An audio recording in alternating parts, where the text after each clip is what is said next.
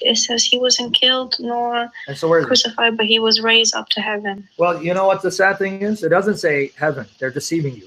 I'm going to give you 2 ayat from the Quran. Surah Al-Imran, chapter 3, verse 55, and I'll read it for you if you want. And Surah Al-Nisa, chapter 4, verse 158. So you write them down. When Allah said, "O Jesus, indeed, I will take you and raise you to myself and purify you from those who disbelieve." Now, 4:158, it says, "Nay, but Allah raised him to himself." The Quran doesn't say Jesus was taken to heaven. The Quran says Allah raised Jesus, took Jesus to himself. Where's Allah? They said in his throne. Okay, where's Jesus if Allah took Jesus to himself? Well, I don't know. That's why I'm asking you. Well, the Quran says it. Here, let me read it. "Nay, Allah took him up to himself." Jesus was taken to Allah. Wherever Allah is, that's where Jesus went. That means if Allah is on the throne, Jesus is on the throne, and he's been there for 2,000 years. What in the world is Jesus doing with Allah on the throne for 2,000 years when even Muhammad is dead and buried in the tomb? I don't know. Exactly. You won't know. You know why you won't know? Why? Because you're following the false religion. If you come to the truth, you will know. In fact, I'm going to give you some more questions. I'm not debating you. And if you don't have answers, it's okay. I want you to think about it. You know, the only woman mentioned by name in the entire Quran is Mary, the mother of Christ, right? Maryam. Yes. And you know that in Surah Al-Imran, chapter 3, verse 42, it says that Maryam is the greatest woman, that Allah preferred her and purified her and chose her above all women, right? Yes.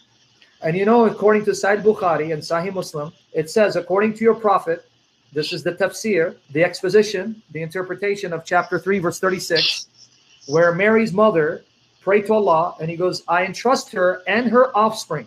I entrust Mary, my daughter, and her offspring to you to be protected from the accursed Satan." And then Sahih Bukhari and Sahih Muslim state that your prophet said that Satan touches, pricks all the children of Adam when they're born, except Mary and her son. Yeah. You know that, right? Yeah. Okay, so now follow me. Mary and Jesus are the only human beings Satan could not touch, but that means he touched your prophet. Mary and Jesus, right, are the only human beings in the Quran said to be pure and sinless. Mary is the only woman mentioned by name in the entire Quran. Not even your prophet's mother or his wives or the wives of anyone or the mothers of anyone are mentioned. Mary is the best woman Allah made. Mary has an entire chapter named in her honor. So my question to you, why is Mary so honored? Pure, like her son is pure. The only woman mentioned by name, has an entire chapter named in her honor. The greatest woman Allah created. What makes her so special? If Muhammad is the best, how come his mother is not mentioned? She's not the best. She's not preferred. And according to Sahih Muslim, she's in hell. Who is in hell? His mother? Yes, that's in Sahih Muslim. Yes, I read something that there's some narrations that the Prophet cried for his mother because she Sahih was, Muslim. yeah. I have it in my articles. Sahih Muslim, and it says also, in Sahih Muslim. if you look at Noah, or Nu in Arabic, his wife and his son were disbelievers. Good, because they're not as great as Jesus. So what makes Mary great? You're making my point.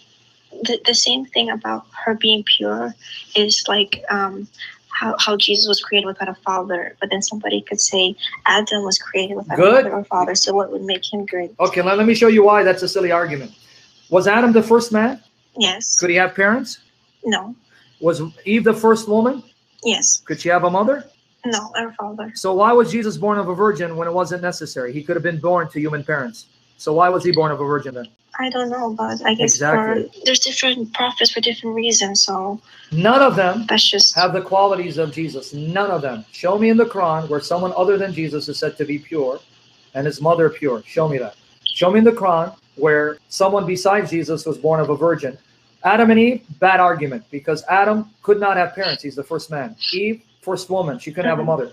But for Jesus, he could have been born the natural way, like your prophet was born the natural way, like Abraham. But for some reason, God decides to cause Jesus to be born miraculously, and yet you Muslims don't know why. And then on top of that, the Quran and Hadith call Jesus Kalimat Allah, Ruh Allah, the word of Allah and the spirit of Allah. And it says there's also it's called the Rasul, the one who comes. And Rasul is common to everyone, right? Book. Okay, in Surah An-Nisa, chapter 4, verse 163 and 164, a list of names are given, and they're said to be Rasul. meaning apostles. So what I'm trying to say is this term Rasul, is it only one person? The Nabi. I think Nabi is the one. Not in Surah An-Nisa. It doesn't say Nabi. I know your argument. There it doesn't say Nabi. It says Rasul. You're missing the point. Is there only one prophet, or there are many people called prophets? There are many prophets, many messengers. Okay, now can you show me someone besides Jesus called the Word of Allah? I don't know. There is none. So again, according to your Quran, what makes Jesus so special that he's the only one called the Word of Allah and the Spirit of Allah? And that his mother's. Well, when I ask other Muslims, they say it's just one of the miracles, like of God, that he would create a human being without a father. Oh, wait. So he's called the Word of Allah because he was created by Allah, his Word? I don't know. Yeah, they don't know either. Yeah, that's not going to work. That's not going to make sense, because that still doesn't explain to me, of all the people, Jesus is born of a virgin. He's the Word of Allah sent to Mary, a spirit from him. He is pure. Mary is the only woman mentioned by name. She's the greatest of all women. She is poor. And all of a sudden, all of that it's a coincidence. It's just a coincidence. It's just this one individual. And related to that, can you show me someone other than Jesus and Allah in the Quran that creates from clay and breathes life into that clay and makes it a living being? There is none, but there were other prophets who performed miracles like Moses. Show me where they created like Allah. Allah is the only one who creates from clay and breathes life into it along with Jesus. See how you're trying to denigrate this miracle that even your Quran doesn't ascribe to him, but Allah and Jesus? That's not going to get you far. Can you show me where someone besides Jesus creates exactly like Allah does? And why is Jesus breathing life? Yeah, the verb is create. It's khalaqa. Well, in the Bible, it says, like, Jesus says, like, I can't do anything except with the power, permission of God. That's not what he says. You misquoted him. But you sure you want to go to Jesus? Because if I quote that, it's going to prove Jesus is Muhammad's God. But I'm just wondering why, if God came to earth, why he would need the permission of God if he is God. Because if he is not the only person of God, but he's the son of the Father, you want him to dishonor the Father and disrespect him? I wouldn't know if that's disrespect or not, because I'm not understanding the... Okay. Jesus is not the Father. So he's the Father's Son who's one with him in nature. So if the Father sends him, what do you want him to do? Say, hey, Dad, you know what? Because I'm God, I'm going to do what I want. I don't need to listen to you. Like, because somebody like Jesus, who is limited because he needed to ask God for permission and for help. See, again, you're confusing permission with ability. See, you're twisting it. Here, do you drive? Yes. Okay. If I give you permission to drive my car, does that mean I'm giving you the ability to drive it?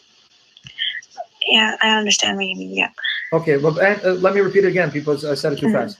I give you permission to drive my car. Does that mean I gave you the ability to drive my car? Or I'm assuming that you have the ability and I'm permitting you to use your ability? Yeah, that doesn't mean you're giving me the ability. So now, can you show me either in the Bible or in the Quran where it says God gave Jesus the ability, as opposed to God permitting Jesus to exercise his divine power and ability? I don't know. It doesn't. Because I'll tell you what the Quran says. Bi ithni Allah means by the permission of Allah. By the permission of Allah is not quwwa or quwwa power. Okay. But can I go to that verse that you quoted, that you said Jesus had to be given power? I want to read it in context, if you don't mind. I'll go back to the Bible. John 5:19. Then Jesus answered and said to them, most surely I say to you, now here's what you were quoting. The Son can do nothing of himself, but let's finish it. But what he sees the Father do. For whatever he does, the Son also does in like manner. So notice what Jesus said. I cannot do anything on my own initiative. I can only do what the Father does, and I do whatever the Father does. Now, I want to ask you a question. Can a creature say, I cannot do anything except what God does, and whatever God does, I do it the same way that God does it? No, because a human being cannot do what God does. But Jesus just said exactly what you just read. So can you quote any angel, Jibreel, or your prophet saying, I cannot do a single thing on my own initiative. I can only do what Allah does, and whatever Allah does, that's what I do? No. So does this sound like a mere man talking, or someone who thinks he's God in the flesh, one with the Father?